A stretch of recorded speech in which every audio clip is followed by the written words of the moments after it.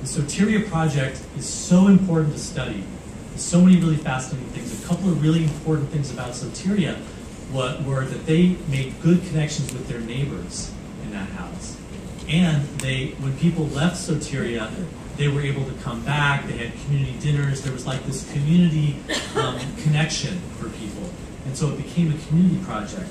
So when we're told that madness or illness or psychiatric crisis is an individual problem, we need to think instead of it in terms of community issues and social issues, and I think reframe our discussion as a community development question. How are we going to develop healthy communities? How are we going to cultivate resources? Everything that people need to help them through what's called a psychiatric crisis or prevent going into a psychiatric crisis are things that can help everybody in the community. If we really provide good alternatives to the community, it doesn't just help the individuals who are identified as being in crisis, but it helps everyone. Icarus Project, the Freedom Center, we invite all kinds of people. The Freedom Center offers acupuncture, yoga to the whole community, and we let people really connect around their needs for community and creating community.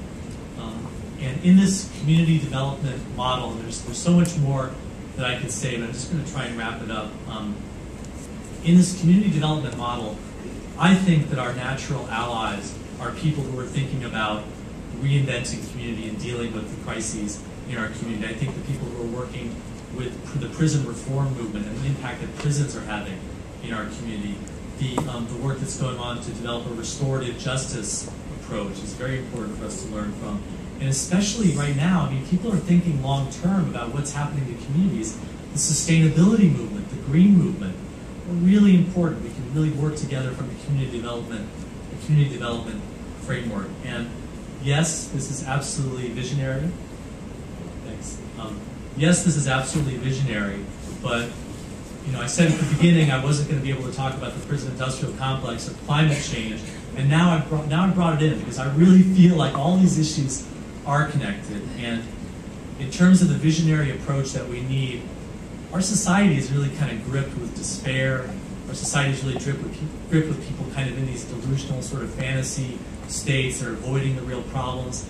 A lot of us really feel like we're not doing meaningful work, and we can't really do really meaningful work to help the crisis that we're in. In fact, if you kind of think about it, you kind of diagnose society as being a psychotic crisis in some ways.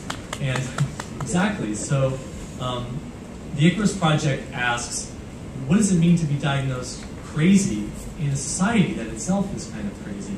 And I want to leave you with the idea that if we're going to really come together as a community and create community development and community options and have a visionary approach, we have to overcome that negative expectation that no, it's not possible to actually have communities that can revitalize themselves or be sustainable.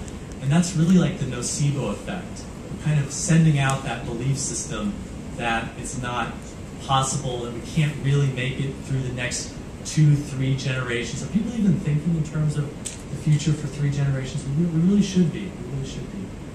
So maybe this conference and coming here today, ask yourself, maybe this is a giant placebo pill that you're taking.